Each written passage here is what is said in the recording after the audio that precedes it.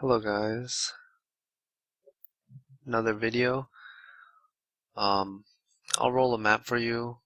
As you can see, my ES shot up. I'll go over the changes in my gear afterwards, but I'll roll a map and afterwards I'll talk about the changes to the gear, and uh, during the map I'll talk about how to roll maps or how I've been rolling maps today. My 17 maps or so turned into like 5 after playing red maps all day. And what I've been doing is just exactly what you saw. I'll roll at least double pack size and try to shoot for 85 quantity plus. So things like 70 quantity double pack size you can run. I didn't run very many of those. And that's been alright. I think if you do it this way, you're going to have to sell your maps. Quite a bit of your maps. Not just like the reds. You're going to have to sell like a lot of the yellows. The like tier 10, tier 11s I kept, but I sold everything below. And I traded them up to like Underground River at least to sell them. And the way I've been doing it is I've been rolling double pack size with at least 85, and stuff like 105 quantity and 15 pack size you can run, but I didn't run it today. So the reason I did this, the explanation is both the item quantity and the pack size matter. So if you imagine that you have 100% quantity and 100% pack size, you're going to get double monsters and the double drops from those monsters. So that's effectively 4 times the drops. And 4 times map drops is quite a big deal. So, both the quantity and the pack size matter. So you can't just have like one quantity, one packs, or just pack size and expect to get drops. Typically though, like if you roll very high pack size, you're going to get like decent amount of quantity because the map mods are going to be much harder. So if you have like 100 quantity and double pack size, that's going to be 2 times drops from quantity, and then 25% more monsters, which will shoot the effective map drop to like 2.5. So that's the math behind it. That's why both the rolls matter, because you will get effective map drops from rolling to get high quantity and high pack size. So the difference is if you roll pack size, you're going to get a lot of EXP compared to if you roll quantity, because there's going to be more monsters. You kill more monsters, get more EXP. So that matters a little bit if you're trying to get EXP, more EXP focused as opposed to more item drop focused. But if you roll like higher quantity than pack size, say you're rolling like 105 quantity and 15 pack size, those kinds of maps are okay too, because they give more item drops and it's not that big of a difference from the EXPs. And like the other thing is, like, some maps have just really bad layouts. It doesn't matter how good you roll them. Um, they're not going to give you many monsters, like Core for example, but those are like higher tier maps. The higher you get into the maps, the more horrible the layouts are going to be, and you shouldn't really expect like good returns on the higher level maps. So keep that in mind when you roll maps yourself. So normally you don't get that good of a map drops. It's very rare that you even get like a return on maps at all. So that's what I've been doing with mapping today.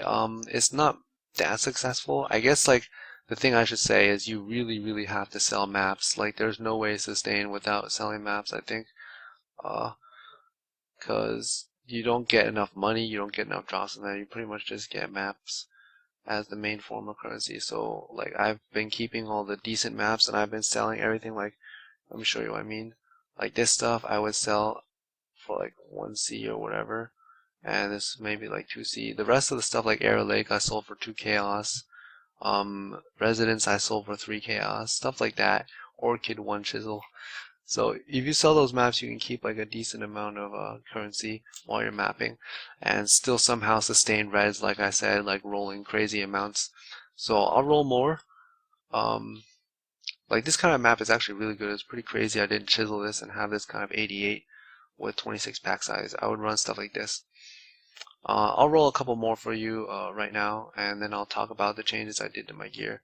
Show you kind of the higher level min-maxing and the decision making I put into the character.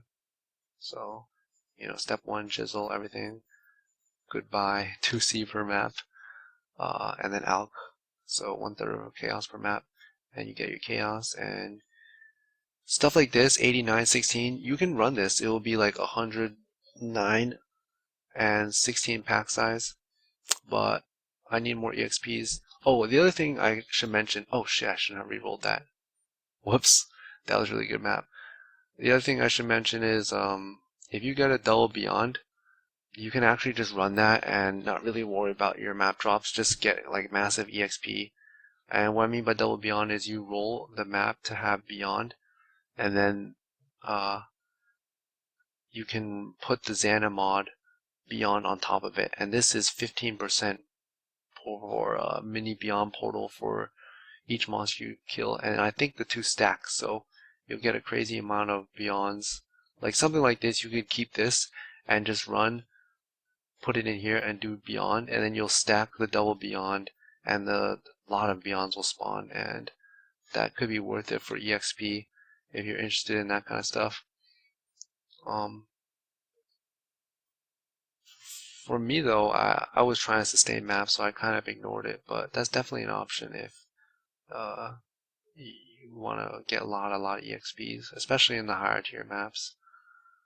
So this is what I've been doing. I actually re-rolled some of the maps. Like this kind of map, I would re-roll because I would figure that's not good enough for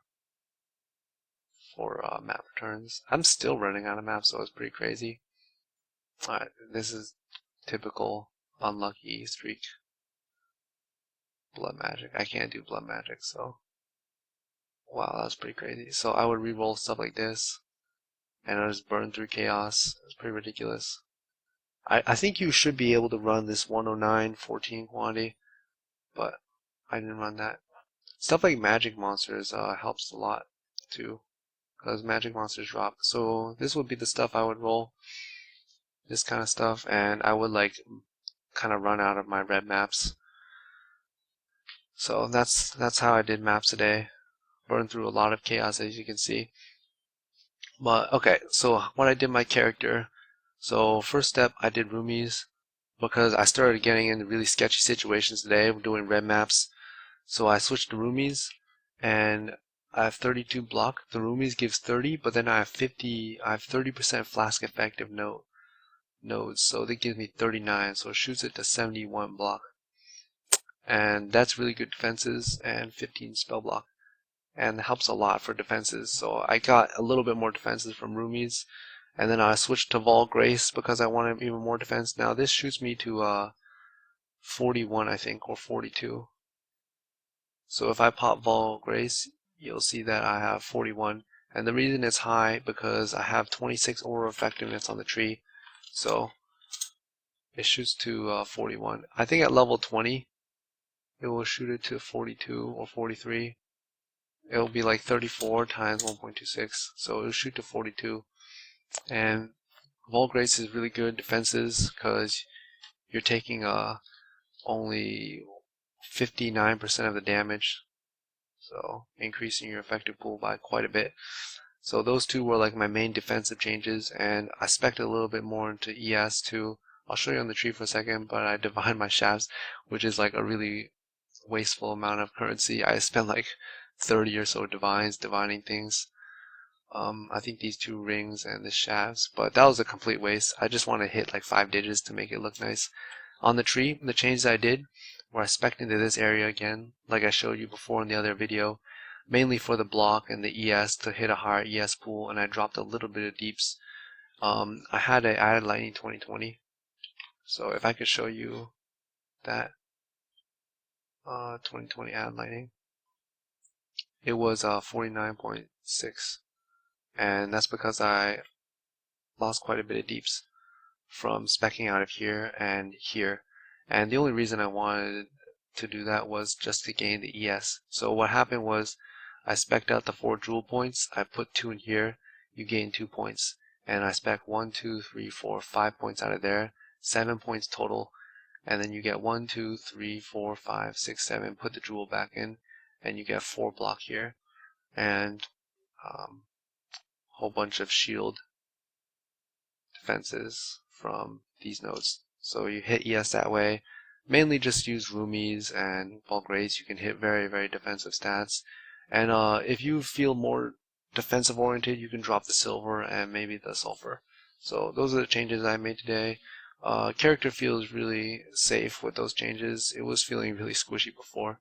And eventually I think next video I'll be finished up with this character, and the character after that will probably be some Earthquake CI build. But more on that later. I'll see you guys next time.